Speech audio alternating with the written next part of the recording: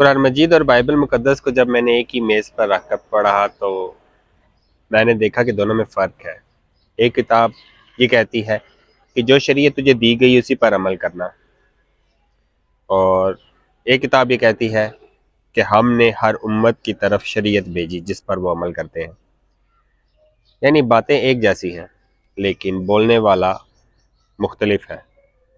جو فرما رہا ہے ہم نے شریعت دی تو یہ الفاظ خدا ہی کے ہو سکتے ہیں اور کسی کے نہیں۔ میں نے یہ بھی دیکھا جب لوگ بات کرتے ہیں تو میں یہ سوچتا ہوں کہ جب اپنے پروردگار کے پاس پہنچ جاؤں گا اور وہ مجھ سے یوں پوچھے گا کہ تم دنیا میں میرے کلام کو کیسے پہچانا کرتے تھے، تو یہ سوال مجھے پریشان کرتا تھا۔ الحمدللہ، خدا کا شکر ہے، اس نے مجھے اس بات کا سکھا دیا۔ اب میں اپنے رب کو بتا سکتا ہوں کہ میں نے ایک کتاب دیکھی جس میں خالص آپ کے الفاظ تھے اور کوئی نہیں بولتا تھا۔ اس میں آپ نے فرمایا تھا کہ ہر امت کو ہم نے شریعت دی، تو یہ آپ ہی کے الفاظ ہیں اور کسی کے نہیں۔